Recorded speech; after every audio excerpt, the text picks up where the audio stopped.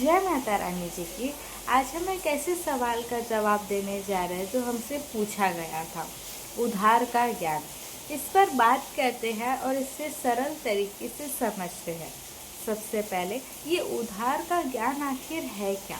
देखिए, उधार का ज्ञान वो नहीं जो आपने किसी किताब से पढ़ा हो, किसी गुरु से सीखा हो या आपने आपकी मेहनत से अनुभव किया हो। ये वो ज्ञान है जो आपने इधर उधर से सुना, किसी और की बातों की नकल की या बिना समझे बिना परखे उसे दूसरों के सामने पेश कर दिया। मान लीजिए जैसे कोई दोस्त ने आपको नुस्खा बताया जिसमें लिखा हो कि खाली पेट मेथी खाने से आपकी सारी बीमारियां गायब हो जाती हैं। अब आप बिना समझे बिना परखे दूसरों को ये बात बता देते हो। यही है उधार का ज्ञान। अब सबसे बड़ा सवाल ये है कि उधार के ज्ञान में बुराई क्या है। देखिए, ज्ञान को बांटना तो अच्छी बात है, लेकिन जब आप बिना समझे किसी की बात को आगे बढ़ाते हो तो कई बार ये गलत भी हो सकती है।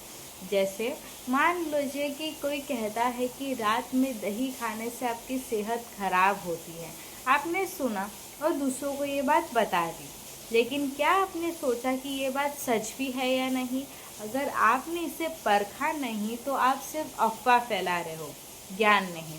और यही है उधार के ज्ञान की सबसे बड़ी कमी। ये आपको बिना सोचे समझे बोलने की आदत डाल देती है।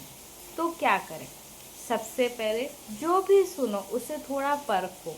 अगर कोई बात आपको अच्छी लगती है तो उसकी जड़ तक जाओ। उदाहरण के तौर पर, अगर कोई आपको कहता है कि रोज 10 मिनट ध्यान करने से आपका मन और दिमाग शांत रहता है, तो पहले खुद आजमाओ, क्या सचमुच ऐसा होता है? अगर हाँ, तो फिर उस ज्ञान को आगे बांटो, क्योंकि वो अब आपका अपना अनुभव है, ना कि उधार का। दूसरी बात, हर चीज़ पर यकीन मत करो। आजकल सामाजिक माध्यमों पर हर दूसरा व्यक्ति विद्वान बना बैठा है, लेकिन असली ज्ञान वो ही है जो आपने अपने अनुभव से आता है या आपने आपकी गहराई से समझने की जिसे कोशिश की हो। अब इसका ये मतलब नहीं कि हर कुछ आपने खुद में सीखना है। किताबें पढ़ो, गुरु से सीखो और दूसरों की बातों सुनो, लेकिन उसे अपने दिमाग की छलनी में छानने के बाद दूसरों को बताना। अगर आपको कोई बात अपने अनुभव से, आपके तर्क से मेल खाती है तो उसे अपनाओ, वरना उसे उधार का सामान समझकर छोड़ दो।